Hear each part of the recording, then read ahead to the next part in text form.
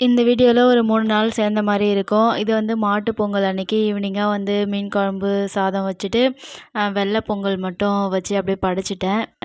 அன்னைக்கு பெருசா எதுவுமே வேலை இல்ல. ஈவினிங்கா தான் படைச்சேன் அப்படின்றதுனால பெருசா வீடியோ எதுவுமே எடுக்கவே இல்ல.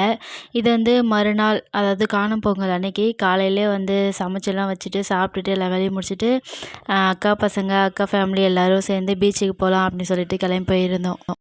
என்ன கூட்டம்ன்றீங்க. எங்க ஊர்லயே எங்களுக்கு இடம் கிடைக்காது போல. அந்த அளவுக்கு எங்க இருக்கிற மக்களும் இந்த பாண்டி பீச்லேயும், பார்க்லேயும் தான் இருக்கிறாங்க. நான் வந்து உருப்படாத காரியம் தான் பண்ணுவேன்னு நினைக்கிறேன். ஏன்னா ஒரு கிளிப்ஸ கூட நான் ஒழுங்கா கவர் ஆகுற மாரி, எல்லாரும் தெரியிற மாரி எடுக்கவே இல்ல. மன்னிச்சிடுங்க. அதுக்கு என்ன காரணம்னு பார்த்தீங்கன்னா, இப்போ தான் யூடியூப் சேனல் புதுசா ஓப்பன் பண்ணியிருக்கேன்ல. அந்த ஒரு பப்ளிக்கில வந்து வீடியோ எடுக்கிறது அப்படின்றது எனக்கு ஒரு மாரி ஷையா இருக்கு. அதனால தான் ஒழுங்கா எடுக்க முடியல. போக போக நான் அது எல்லாமே சரி பண்ணி உங்களுக்கு எல்லாமே கவர் பண்ணி சூப்பரா காமிக்க ட்ரை பண்றேன். 6 நாள் லீவ் போட்டு வீட்டுக்கு வந்த காரணம் என்னன்னு பார்த்தீங்கன்னா, வீடெல்லாம் க்ளீன் பண்ணணும், பொங்கல் வச்சு படைக்கணும், அக்காலாம் போய் பார்க்கணும்.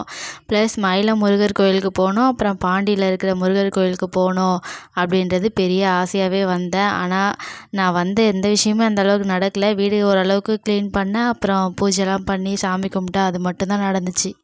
இன்னொரு விஷயம் என்னன்னு பார்த்தீங்கன்னா, வீட்ல வந்து மழை பெஞ்சப்போ பாத்ரூம் வந்து பிச்சுக்கிட்டு போயிடுச்சு. அத கட்டணும் அப்படின்னு ட்ரை பண்ணோம். ஆனா அதுவுமே நடக்கவே இல்ல.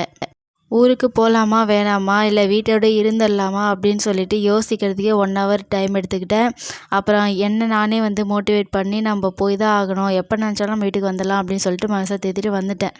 ஊருக்கு வந்தத விட திரும்ப போகும்போது நான் பட்ட பாடு இருக்கு பாருங்க. வாழ்க்கையே வெறுத்து போயிட்டு அவ்ளோ ஸ்ட்ரகிள் பண்ணி தான் ஒரு வழியா வீடு வந்து சேர்ந்தேன்.